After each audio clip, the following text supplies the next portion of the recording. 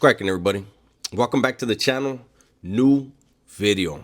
The other day I was asked a question, and it was something along the lines of, why did you get involved in prison politics? How about, can you do a video on that, right? And when I read it, I was like, I'm not gonna do a video on that. And it's been on my mind since that day, right? And you know what? The person that asked me that question, this video's for you. This video's for a whole lot of other people as well, but I appreciate you getting me thinking about this. So, California prison politics, a lot of people know they're probably the hardest politics in America's jail system, prison system. For me to answer the question, why did I get involved in prison politics, or why do people get involved in prison politics, we're going to have to take it all the way back, right? And before I do that, I have to say this. I can't speak for anyone else on why they get involved. Other people would have to, they'd have to tell that story themselves. All I can do is talk about my experience and how I got involved in stuff, okay? So for me, like I said, we're going to have to take it all the way back. I spoke about yesterday in the video, I spoke about traumatic events that happen in the home.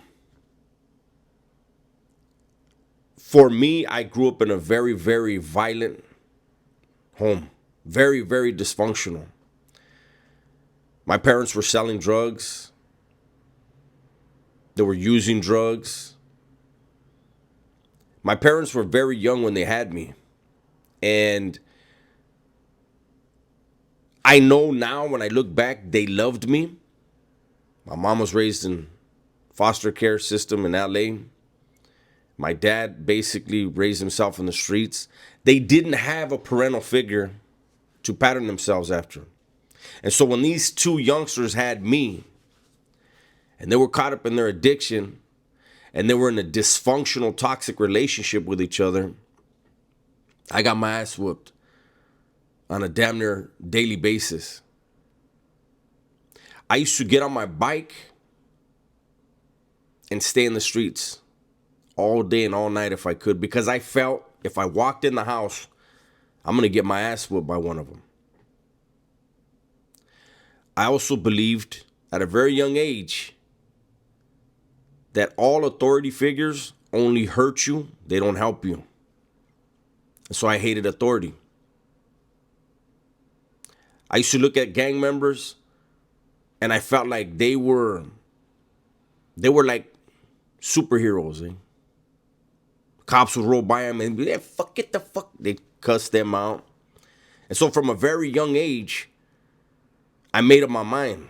If I'm one of them, I'm good. I'm not going to get whooped. And so that was the seed in my mind. Unfortunately, the kind of person that I wasn't going to be okay with just being a regular homie in the neighborhood. And so at the age of 13, I got a crew of dudes together and we started our own clique.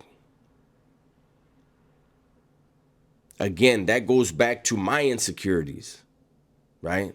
I wasn't going to just get into the main clique at the time that was, the big clique, and, they were the crazy dudes. And no, I'm going to start my own thing. And I'm going to make it happen. I'm going to make it work. And that clique's still around to this day. Now, I went to the California Youth Authority. Again, I wound up in a position where I was running a dorm in YA. Because I was not okay. Something inside of me made it to where I'm going to be in a position to be able to tell other people what to do. I'm not going to have people telling me what to do, because it goes back to my hatred of authority figures. I didn't trust them. When I got arrested for my murder in 1993, I was 19 years old. When they put the handcuffs on me, I knew I'm never seeing the streets again.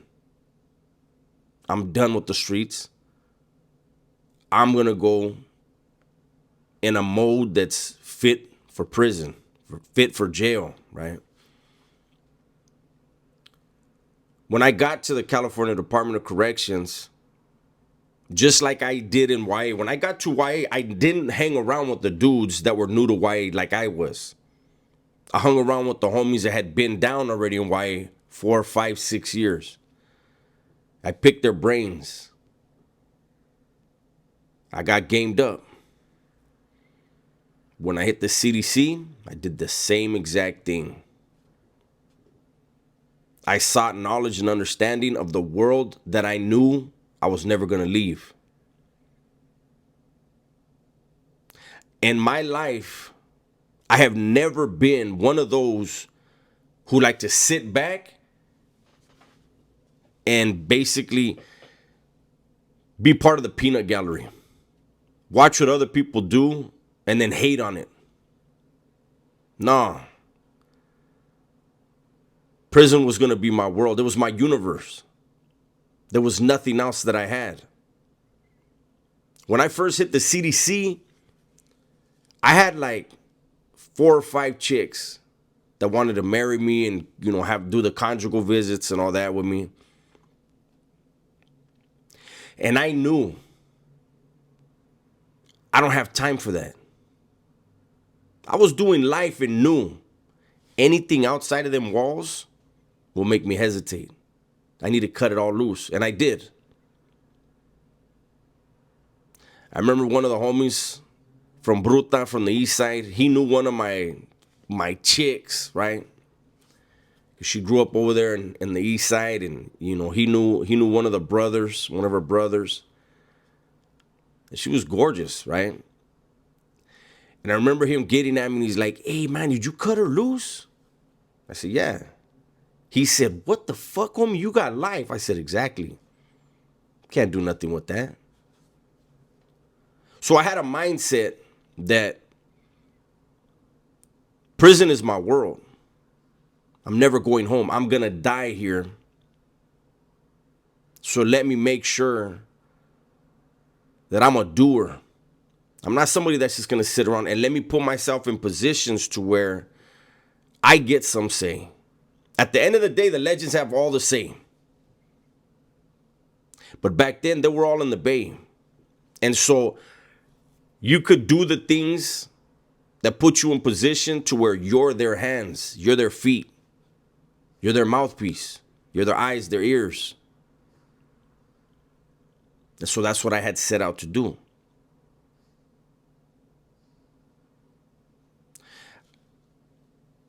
I know that when I first went into prison, I thought it was fun. I've told the story. I can't remember the name of the video. People always tell me, "Hey, you got to link the video." I don't always remember the names of the videos because I did them years ago. But I thought prison was fun, and I had a cellie. I've mentioned him in a lot of videos, man. I just call him Pacas. He was from Pacas, right? And there was a dude that had the keys to the yard. Back then, it was the llavero system for the Southerners. And my cellie was not the llavero. My cellie was basically the llavero's main confidant. Whatever my cellie said was pretty much what was going to happen. The llavero had his own, he did his own thing. He wasn't anybody's puppet, but he trusted my cellie that much. My cellie had done the kickboxing on the streets at the Jet Center out there in Pacas. He was involved in the boxing team on the yard. This dude physically was no joke. Mentally, no joke, right? And I remember him telling me one day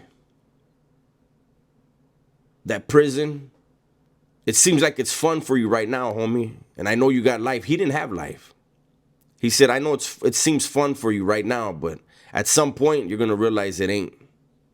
And I remember him telling me, every time you go to the shoe, and you're going to go to the shoe a lot, you got all day. Every time you get out of the shoe, the game got more watered down. I was a youngster. I was like, it's vato.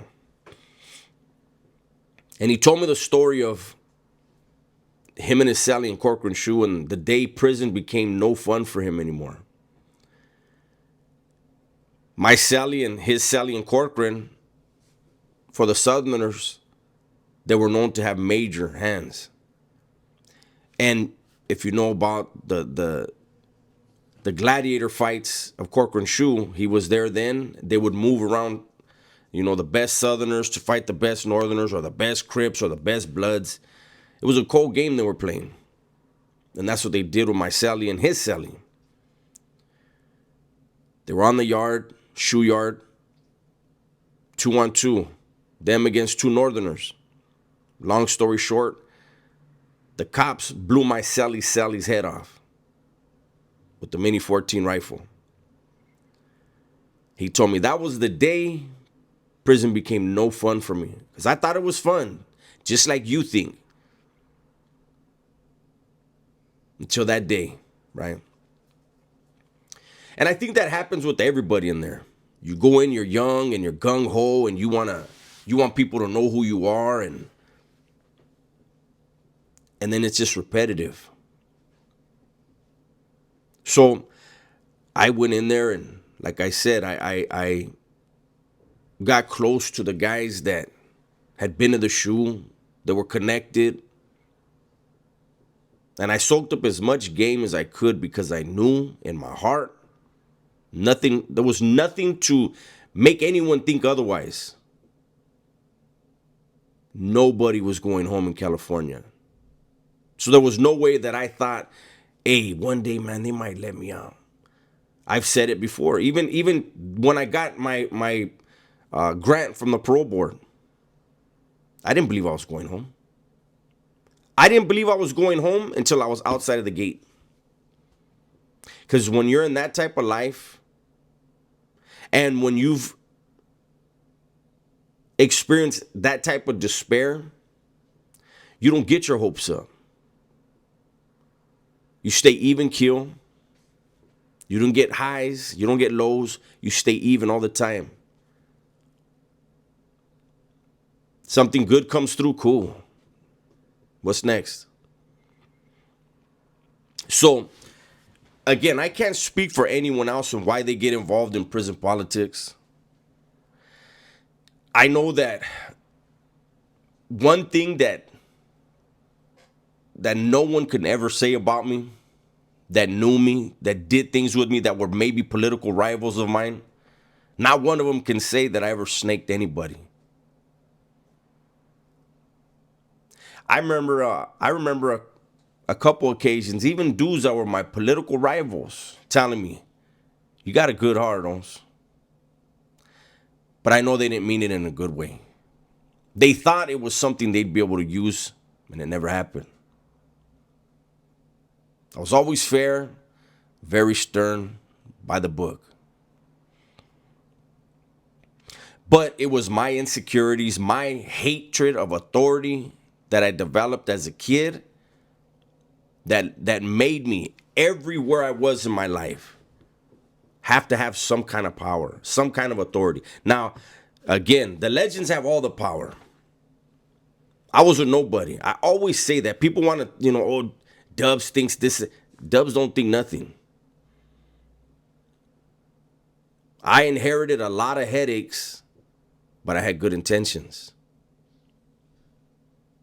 And I know that's strange to say when you think like, damn, Holmes, you were in prison. What kind of good intentions you have? I had good intentions in a bad world. That's all I could say. I always try to remind people, you cannot place societal mindset and societal rules to prison world, prison rules, prison universe. They don't go together. The people behind those walls, they made a decision that society's rules don't apply.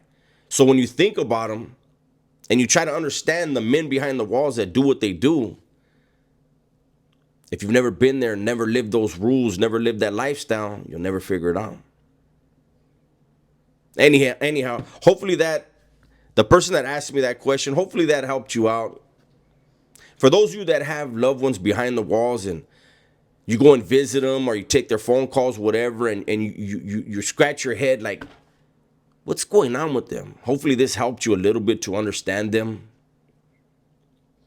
Because when you're caught up in that world, in that lifestyle, in that way of living, you don't even realize that about yourself. And even if you did, it's not something you're going to discuss with a loved one or anyone else. That's a crybaby story. So I told it for him. That's my video for today. Hopefully you guys enjoyed it. Everybody, please be safe, be smart, and tell the ones you love that you love them, man. I'm out of here. Welcome to Vario Liquors, home of the coldest beer in the 209. Chilled to a perfect 32 degrees. From mix and go drink kits to both classic and exotic spirits, we've got something for everyone. Visit us at 1870 Countryside Drive, Turlock, California. Catch you at the Vario.